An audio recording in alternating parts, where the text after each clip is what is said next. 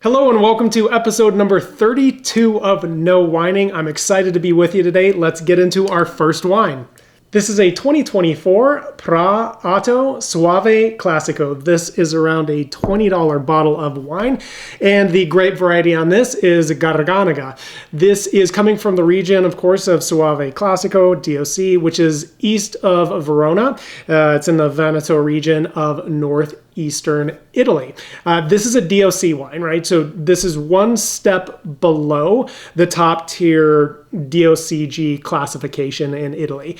So here's some information from the tech sheet. It says certified organic farming, altitude 650 feet, aspect southeast facing, soil type volcanic, harvest period mid-September through mid-October, winemaking destemming, soft pressing, controlled low temperature fermentation at 55 degrees and stainless steel using indigenous yeasts, fermentation and refining in steel tanks, aging in stainless steel tanks for 3 to 6 months. Just east of Verona, near the little town of Soave, some of Italy's most interesting white wines are being made. Vivid, fresh, flavorful, and capable of aging in the bottle. There are very few producers at this peak of quality, but Graziano Pra is one of them. He makes a range of Soaves, all different and distinctive, grown in volcanic soils and farmed at low yields. The commercial reputation of Soave used to be mediocre, but even this base wine from Pra explodes that idea completely. Named after Graziano's dog, Otto, this is a bright, dangerously delicious, mid-weight white wine. Well, we're going to find out. Let's do it. All right, ladies and gentlemen, we have before us a very pale lemon or yellow-colored white wine. It looks like about medium minus the viscosity on the sides of the glass. Let's try it on the schnoz. All right, this wine is clean. I'm getting medium intensity aromas of starting out like pear, a little bit of red apple, like red apple skin. I'm not pulling out much more on this, honestly. Maybe some nectarine, a little bit of chamomile on the floral side, but that is about it. So this is certainly a very youthful wine. It's not tremendously complex, at least not on the nose. Let's give it to the jaws and see what shows up there. Okay, this wine is dry. It's got at most a medium body, possibly medium minus, medium in terms of the alcohol, and the acidity on this is I would say medium plus. There's also medium intensity in terms of the flavors on this as well, and then the finish is medium. So this wine is good. It's not outstanding, it's not amazing, it's not any of those things. It is refreshing, but it just, like, it's not tremendously complex. There just wasn't a lot jumping out of the glass in terms of the aromas, the flavors. I didn't get anything really additional from it that way. It is a balanced wine, but not tremendously so.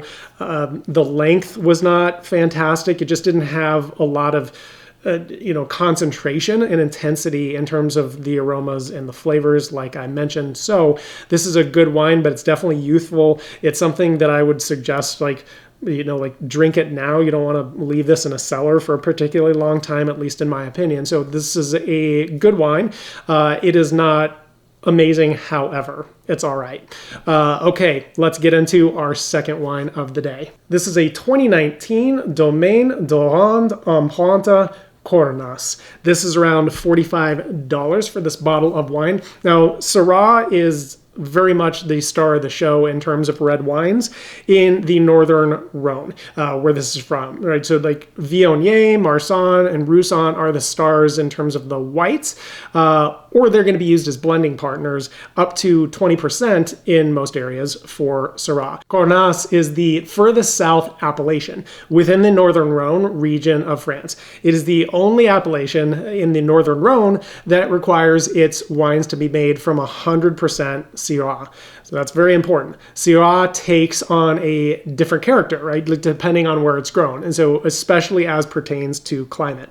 Now, Côte Rôtie, which is at the very tippy top of the Northern Rhone, will typically show more floral aromas and be more elegant in its presentation of its flavors, along with having higher acidity than a Syrah from Cornas, which is much further south, much warmer, produces more intense, very full-bodied versions of Syrah as a result of that shift and that difference in the climate. A similar type of contrast is typically seen when you look at the Côte Rôtie Syrah versus a Shiraz from Australia, with the former being more elegant and the Shiraz being much more in your face, if you will.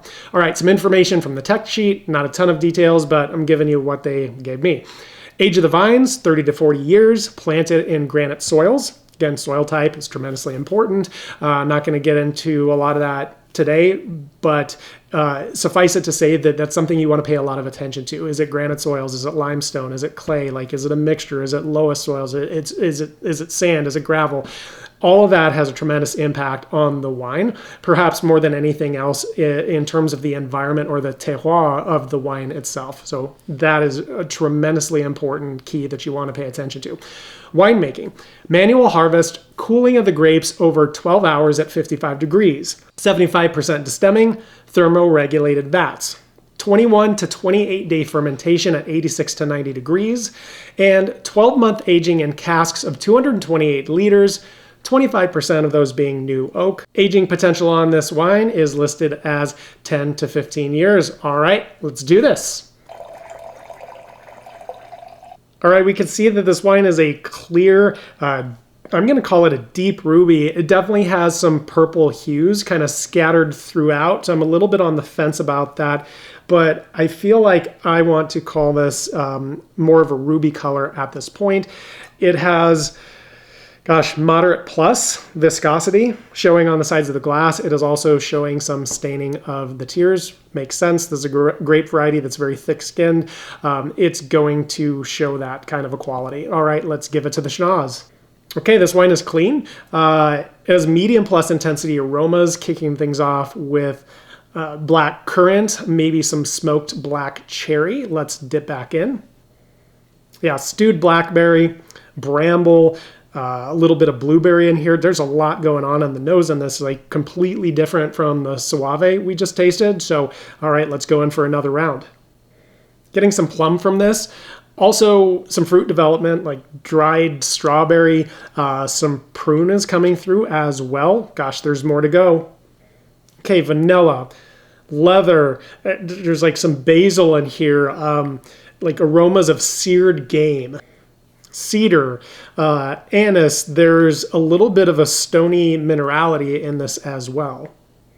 All right, rounding out with some hints of earth and tobacco, that type of thing. So incredibly complex, lovely on the nose. This is certainly a developing wine. It's not youthful like the Soave that we're trying. This has some age on it, obviously, and it has been developing through the aging process, aging in bottle, and some of that is coming through in more of the savory characteristics that we're detecting.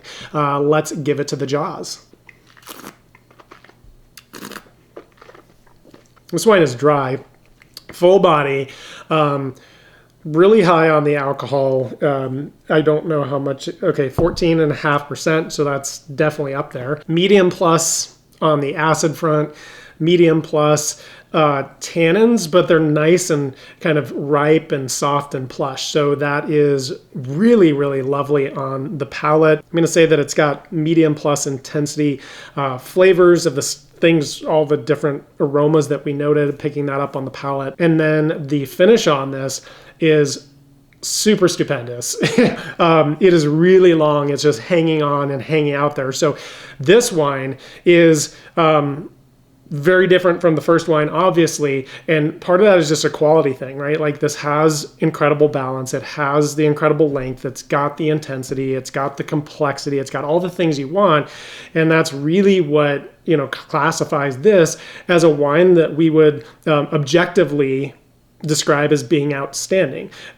Now, somebody may or may not like this wine, right? It may not fit their personal palate preferences, but objectively speaking, this is still an outstanding wine. A wine can be incredible without you necessarily liking it. And there can also be a wine that is like not made very well and you might find it delicious. So what we're trying to do in these videos is really educate ourselves and get more refined in our approach to tasting wines and appreciating them for what they are. And then at the end, we'll kind of make a determination, and you can make at home a rating of like how awesome you thought the wine was or wasn't. This one, I would say you could definitely age for another good 3 to 5 years if you wanted some more of those savory characteristics to come out and the fruit to recede a little bit into the background. I think that that might actually make this wine even more exquisite than it already is, but this is absolutely incredible. As we bring these in, it shouldn't be any great surprise that I'm definitely going to go with the Syrah. This is an amazing wine. The Soave Classico is fine.